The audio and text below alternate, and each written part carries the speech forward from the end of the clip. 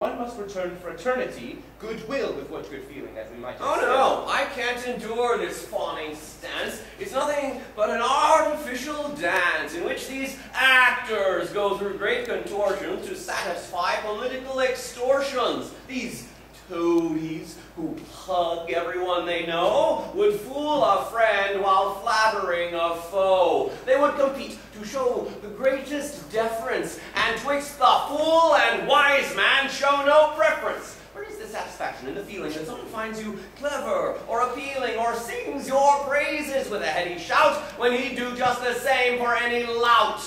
Where is the honor in the overt passes of one whose love takes in the teeming masses? An ardor which is lavish and not muted makes me suspect it has been prostituted.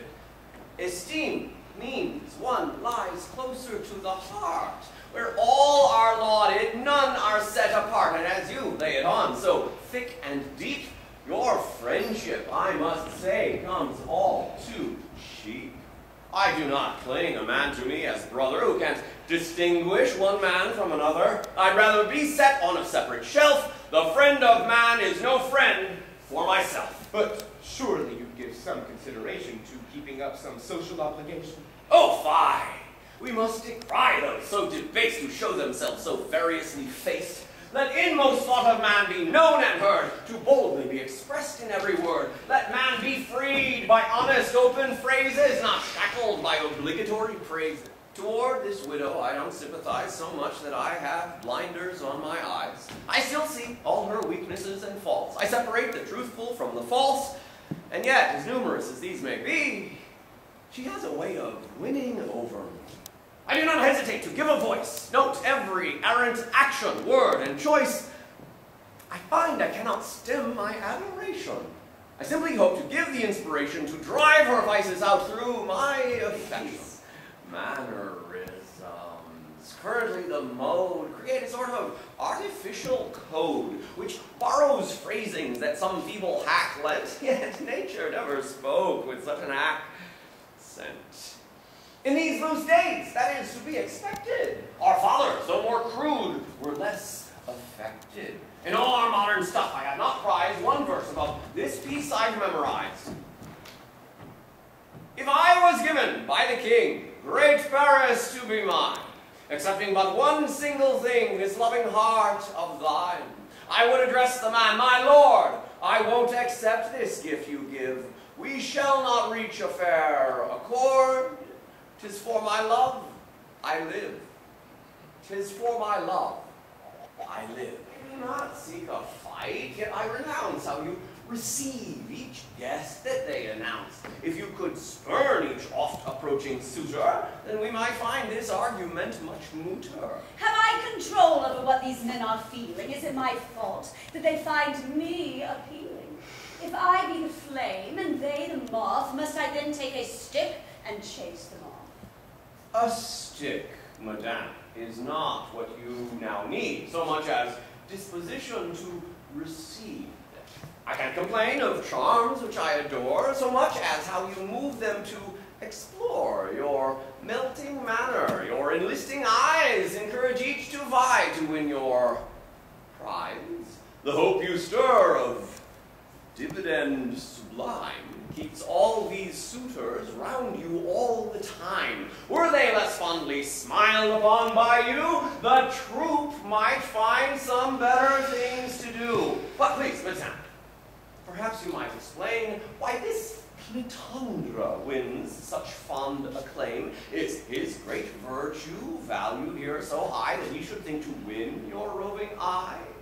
Is it that nail which he grows over long on little finger which so strikes your gong? Or is it that blonde wig he wears instead which so inclines you to incline your head? Upon his waistcoat there's a fancy stitching. Is that the thing that you find so bewitching? Or is it that this paragon now reaches into your heart through buttons, bows, and breeches? Or does his giggle or that shrill falsetto carve up your heart as though with a stiletto? Say we take a walk about.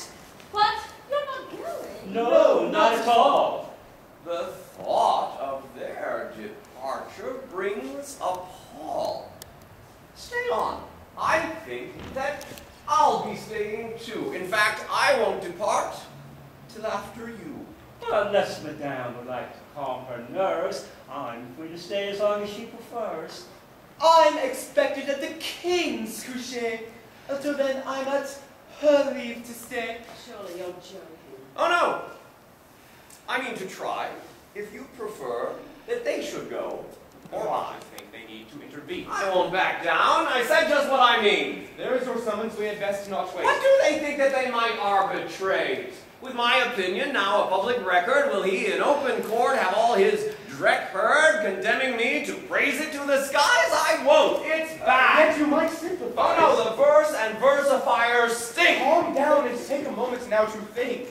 Let's go. I'll go, but not upon my knees. No word I've said. We have to go now.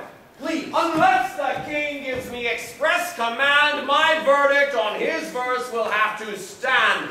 The words are craft, and for this vile offense he should be hanged at government's expense. Good God, sirs, am I so amusing now? Make sure you're in the queue. I'll step aside for now to end this fuss. But I'll be back.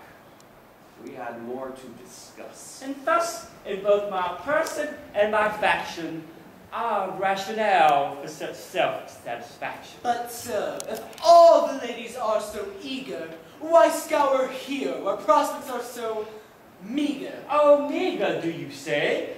I'm not the kind who chases ladies quite completely blonde. Some men may dote on women who don't show the slightest hint of how their love may go. They grovel at their feet, and there for years they press their case with sighs and hopeless tears, and hope that by a show of rash fidelity, the lass might one day frolic to his melody. And yet, it makes no sense to one like me to sacrifice myself to hopeless plea. However fair, however high her birth, I'm certain I'm of equitable worth, and if to want her I should condescend, some gratitude the girl will have to spend. I might express my interest here a little, if she might simply meet me. And we both know there's no subordination to matters which might touch our reputation. As such, I've hurried here upon a mission to tell a talk which strengthens your position.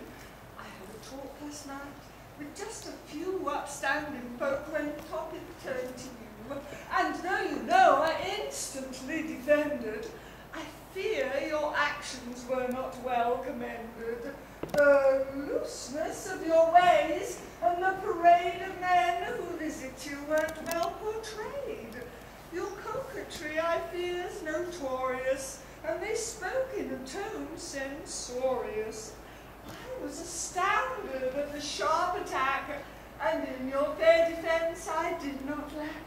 I spoke of your good spirit, and I mentioned you only have the finest of intentions. And yet, some things I couldn't quite gainsay with issues that I can't explain away, and ultimately, I made the confession that your behaviour gives the wrong impression, and that your actions may well be the source of gossip and conjecture rather coarse, and that you wouldn't be so mistook if you took greater care for how things look. It's not that I'm suggesting you're to blame for deeds the like of which we mustn't name, but people's minds do tend that way to go, and we must guard against vice's slightest show. I know you know my purity of purpose, intending only to do you great service. I share these thoughts to help my dearest friend, and have in mind no other hoped for end.